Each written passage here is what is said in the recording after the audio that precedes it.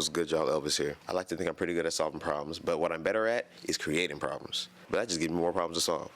But people be coming to me for advice, which I think is funny because I feel like I be fucking up over and over and over and over again. But that's a process of learning. You fuck around and find out. And I'm great at finding out.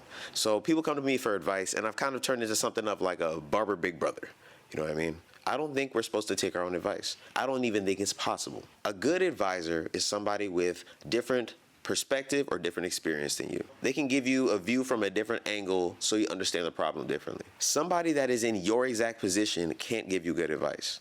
You can only give good advice to somebody at least half a step behind you, or get good advice from somebody that's at least half a step in front of you. Someone that's standing in your exact same position can't really help you.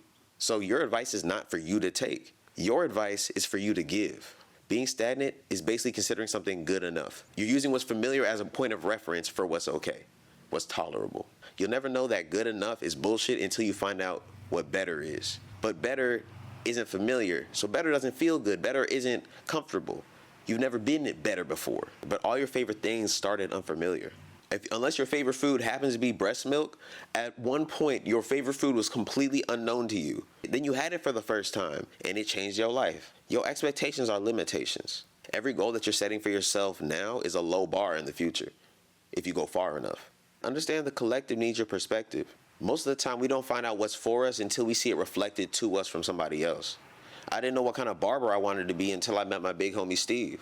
Before then, I only had been around barbers who talk about being broke and baby mama drama and not having agency in their life and da-da-da. He was the first barber I saw that lived a life that I felt like was worth living and worth pursuing. And then from that point on, that connected me to a lot of other people that were doing, let's say, the same thing in a different way. And I used all of those points of reference to try to tailor my own path. But I only recognized something was for me once I saw it, for real. Oh, there's only a few things that I knew in my spirit that I had never seen that I knew were for me. But even now, I can't even take my desires that serious because I wanted to go to college and be a chemical engineer. Then I was doing that and I found out I want to be a barber more. You know what I'm saying? And then now I'm realizing, oh, well, I don't really care about being a barber. I like having all the skill sets and the lifestyle and all the different like non-tangible aspects, but I don't care about making money in this specific way.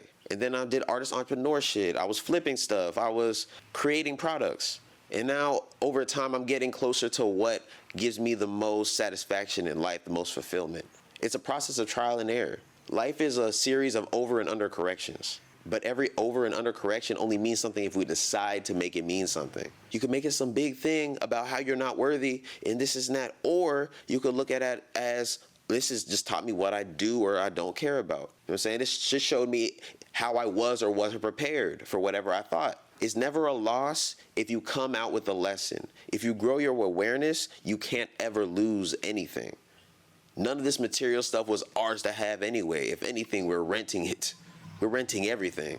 Like, we gonna have to give all this shit back. All the stuff you claim, you gonna have to give back eventually. And you don't get a choice in that. But once I gave it all to God, he paid me back with interest. You know what I'm saying? I can't worry about these little crumbs, these little material crumbs when there's a whole spiritual loaf.